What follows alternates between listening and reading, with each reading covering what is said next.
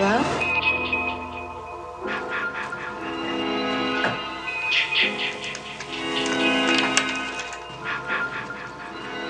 On a June night in 1980, Friday the 13th, 12 of her friends were murdered.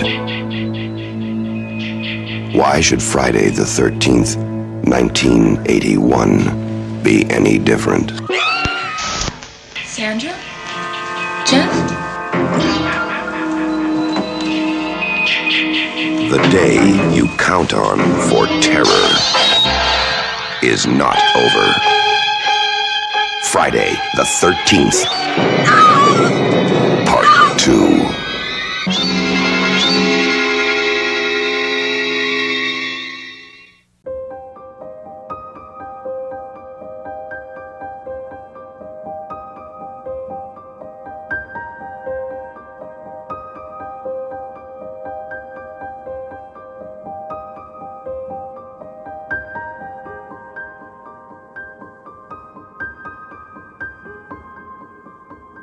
There's a legend around here. There's an old saying about summer camps.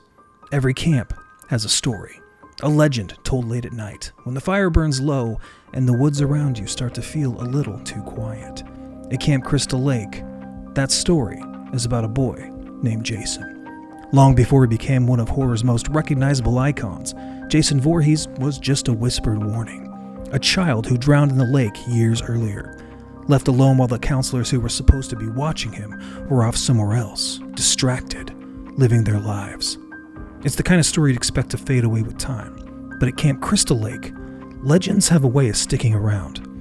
Friday the 13th first shocked audiences. The killer behind the murders wasn't Jason at all. It was his mother, Pamela Voorhees, a grieving parent driven completely mad by the loss of her son. By the end of that film, her story seemed finished. But horror fans know better than anyone in this genre, nothing ever really stays buried. Nothing ever stays dead. A sequel that didn't just continue the story of Crystal Lake, it transformed it.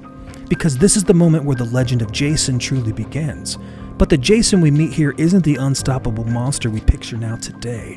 He's something different, something just a little bit more unsettling. Before we had the hockey mask, Jason wore a burlap sack over his head. A crude mask with that single eye staring through a rough hole cut into the fabric. It's simple, it's primitive, and somehow that makes it just a little bit scarier. Because this version of Jason doesn't feel like a supernatural monster. He feels like something that could actually exist. A man who grew up alone in the woods, watching the camp from a distance, learning the terrain, waiting. And when he finally emerges from the darkness, he moves differently than the Jason we would see in later films. This Jason can run. This Jason chases victims through the forest like a hunter who knows every piece of their land. The woods themselves become a part of the story. Branches snap under the weight of his feet, leaves crunch under unseen footsteps. Sometimes the camera itself even moves through the trees like someone or something is stalking the counselors from the shadows.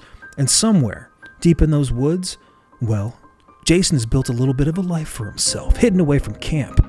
Inside a small shack filled with reminders of the only person who ever cared about him, his mother. There's a shrine there too, her sweater, pieces of the past he just will not let go of. It's a small detail, but it changes everything about the character. You see, this time Jason isn't just killing people. In his mind, he's protecting something, a memory, a legacy, a place that was never meant to open again, but every legend has someone who survives the story. And in Friday the 13th Part 2, that survivor is Ginny. Unlike so many characters in these movies, Ginny actually studies child psychology, which means she comes face to face with Jason. She understands something that the others never did. Jason isn't just a killer. He's still that abandoned child, sure, but lost somewhere beneath the rage. In one of the most clever moments in the franchise, Ginny uses that knowledge to survive. She puts on his mom Pam's sweater. She begins speaking to Jason if she were his mother. For just a moment, the unstoppable legend hesitates, confused, listening, almost like a frightened child waiting to be told what to do. What'd you say there, Mom? What's going on? Because for the first time, Jason doesn't just feel like a monster. He feels tragic. He has weight to his story. But like any good campfire story, the legend of Crystal Lake doesn't end quietly. By the end of the film, as we all know, Jason survives, and the story keeps growing. Just 1 year later, audience would finally see the hockey mask appear for the first time in Friday the 13th Part 3, my personal favorite of the entire series. That image would turn Jason into one of horror's most recognizable icons. But there's something special about Part 2, something raw, something eerie that the later films never quite capture the same way. Because here, Jason is an unstoppable supernatural force. He's still the shadow in the woods. He's still the legend whispered around campfires late at night. The warning to new counselors who think the story can't possibly be real. But the people who know Crystal Lake understand something important. Stay the hell out of there. It's cursed. It's a death curse. From one summer to another that is passed down from one group of campers to the next. This is your warning. Waiting around for someone new to arrive and someone to just wander a little bit too far into the trees after dark. And if you ever find yourself sitting around your Camp Crystal Lake, that campfire as the night grows quiet, you might hear someone tell that story again. About the little boy who drowned, the mother who never stopped grieving, and the figure that still moves silently through the woods because something out there is still there, just beyond the firelight. Jason is still listening. Guys, happy Friday the 13th to you and yours. I hope you're doing super well.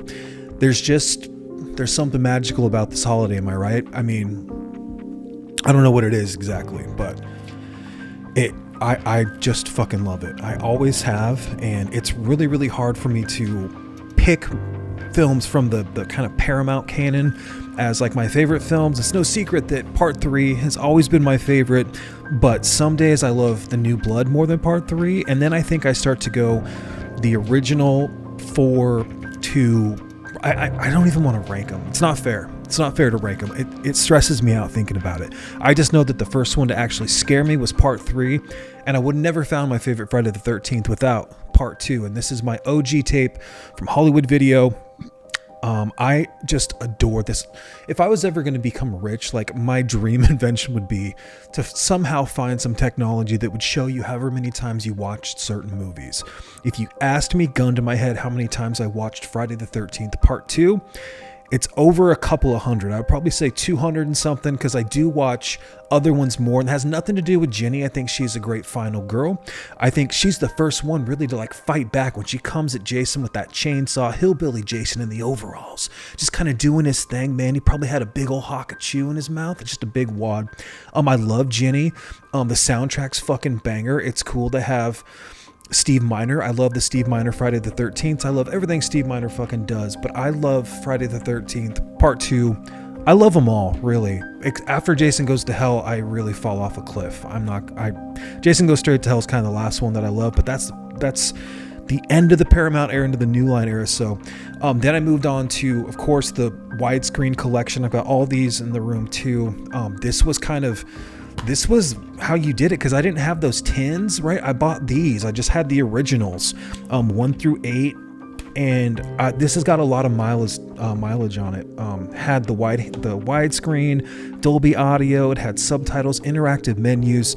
This thing has been beat to hell. I cherish this thing. I love this one. And then of course we had the Scream Factory Blu-ray, I can't speak tonight, which put the gore back in. So that's kind of one thing that the MPAA fucked up with Friday the 13th, was they decided to take all the gore and all the workouts. So, thank God Tom Savini wasn't there, because that would have just been a shame. But the Scream Factory release here, not only is it a 4K scan, but it actually does put all the gore back in. It's got tons of special features, but if you're crazy like me, which I'm nuts sometimes, I've been watching Crystal Lake Memories all week. I've got the last 2 to get through, so I'm saving those for tomorrow. I've got 7 and 8 on there that I want to watch. I've watched 4 hours basically of Crystal Lake Memories, on top of watching other Friday the 13th films. I did 4 and I did 2 yesterday because I wanted to review. I don't even really want to review this movie. Should be just movie forward, okay? But this is the 4K that just came out. I got it from, I don't remember if Valori sent it. I might have got this. I don't want to, I'm not repping anything, but this is a great release. it's relatively affordable right now. I think the problems with the first one being on 4K was it was really, really dark. This one does have Dolby Vision. It has Dolby Audio.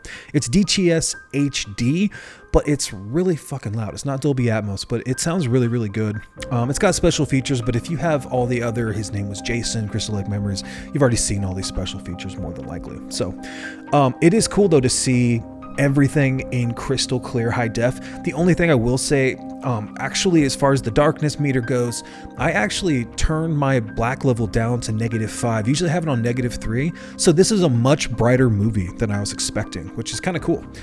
Then on the inside, you just have that basic, awesome cover image. And then, you know what? You want the 4K code? Zoom in. I'll see if I can get it to focus. Hold on. Pause that. If you don't have it, PW6TJR8YX0K39FHO. So yeah, swoop that thing up. I don't want to talk really much about it, but I did think it was a lot more bright. The colors are banging, especially there's a lot more daytime scenes in Friday Part 2. So all the greens and stuff when they're walking with the dog. Obviously the lake looks really, really cool. I think what's awesome about Friday the 13th Part 2 for me is this is the first time that they kind of gather around the campfire. And this kind of, I think, set the table for camp slashers. Obviously, the first one did too. But there's just something really awesome when they decide to sit down and tell the legend of Jason, because in the first one, it was just kind of like whispered. It was just unknown who it could be. And now it's like Jason drowned in the lake, and Camp Blood is actually really, really dangerous. You shouldn't go there. That's what I think is so awesome about this movie. Obviously, I think the wheelchair kill, I don't really get into like, these are my favorite kills or anything, but that kill is just mean. It's just mean-spirited. The guy in the wheelchair who just wants to get laid, you know, he's with the chick Token, she's getting all ready for him, and right when it's his moment to shine, he goes down the stairs, and those stairs just echo in my brain as a little kid, man. This movie scared me so bad. I watched these films in order, and Part 2 obviously came before Part 3, which is my favorite Friday the 13th, and I couldn't get to 3 without 2, and I thought that 2 was much scarier than Part 1, and I just really, really enjoyed the Ginny character. She was fucking badass. There's things about that I really like. There's some creative blood and stuff, and I think that Jason having his own little shack, obviously the shrine to Pamela is just apex level. As far as a horror fan and gore, like that thing, it's tattooed in my brain, man. I love the shrine to Mom. I think that's such an amazing scene. I think the scene where she's down there and they actually have piss because she's so scared because she sees a rat, only to find Jason, who comes out. She takes him out, that kind of flipping the whole thing on him. And then finally, when he comes through the window, the deep fake out back in the day, man, absolutely incredible. There's no fake out like the original here, where Alice is like tricked by Jason underwater, but you know, this is a cool Jason. A lot of people don't like the Sackhead. They don't like the Town That Dreaded Sundown Jason. I'm still a fan of him. I still really, really like it. I think that he's meaner when he's got the knife and he's got the black nails, and like he has been out there surviving, smoking dope, living on his own. He's looking for ladies out here. He's on the prowl. So huge fan of Friday the 13th. Obviously, Part 2 is incredible, man. I know a lot of people that Part 2 is their favorite Friday the 13th, just because it's kind of fast paced. Like, they cut out a lot of the bullshit as far as like, we need to have a kill every 5 to 10 minutes. Once this movie gets going, it's cruising, man. Steve Miner was underrated as a director, and I think that he's finally kind of found an audience. I know people love Ginny. I'm talking fast. I just love it so much.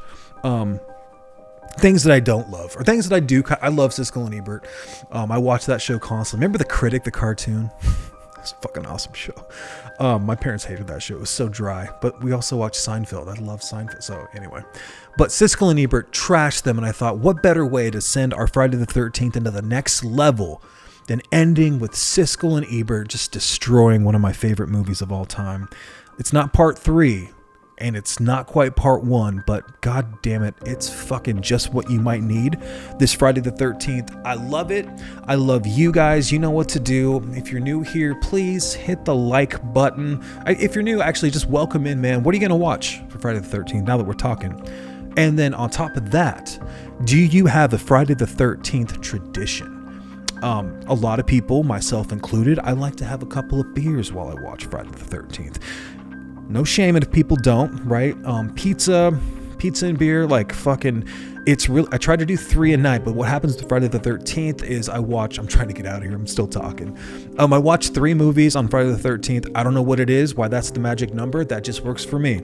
Then Saturday, I do the next 4 that I didn't get to, and then I usually just have 1 to do on Sunday, and that's usually part 8, Takes Manhattan, which I still enjoy quite a bit, and then Jason Goes Straight to Hell. So it kind of makes your Sunday a little bit easier. Going back to work, Monday. We can talk about it now because today is Friday the 13th, man. So yeah, tell me what traditions you have to kind of ward off those bad spirits, the evil superstitions. And then what's your favorite one? Do you have to watch one Friday the 13th every year? And if you do, which one is it? Every year I watch part 3, or every Friday the 13th, because we got like 3 of them this year. I watched part 3, and then like I might do part 5 tomorrow because I don't watch that one as often. Same with Takes Manhattan, but I think I'm gonna do 3 tomorrow. Go Straight to Hell, and then I might even do a little. I think it's time for Jason Lives. I've watched that one so many times that I like to take breaks from it, and I just did final chapter. So really, a lot of times I watch 1, 3, and 4, but I'll go 1, 3, 7 pretty frequently. So yeah, if you're new here, hit the like button. Welcome. So glad to have you. And then yeah, let me know what's your favorite Friday film, why it's your favorite Friday film. I'll talk some shit down there, why my choices are dumb, why you don't like Steve Miner's part 3, it's too gimmicky, you hate Shelley, right? Girls aren't hot enough. There's this weird kind of sexual, weird essay stuff going on, but it's the best Jason there is. He is menacing. He's coming. The shit in the lake coming out. Oh my God. I love talking about Friday the 13th part 3. Fucking the barn scene. Absolutely incredible, man. I even like that fucking dude just walking through the grocery store just eating up all the groceries. But we're talking about part 2. So, and then also if you would just hit the little subscribe button if you're not. If you have, I'm stoked to see you here. Let me know what's your favorite movie. And then, yeah, let's listen to Siskel and Ebert and have an awesome Friday the 13th. Cheers.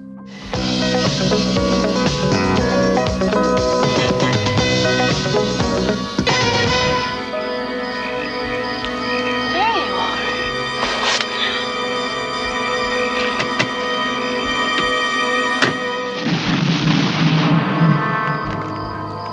That's really sweet. That's a lovely scene.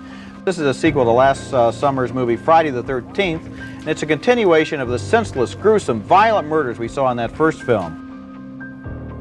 In the movie, young camp counselors return to the woods where the summer camp massacre occurred in the original Friday the 13th, and they hear stories about a kid who drowned in the lake. Or did he? Nope. He is magically reborn because his spirit cannot rest until he completes some unfinished business. Some women show their bottoms, others show their breasts. That's about all the character development we get.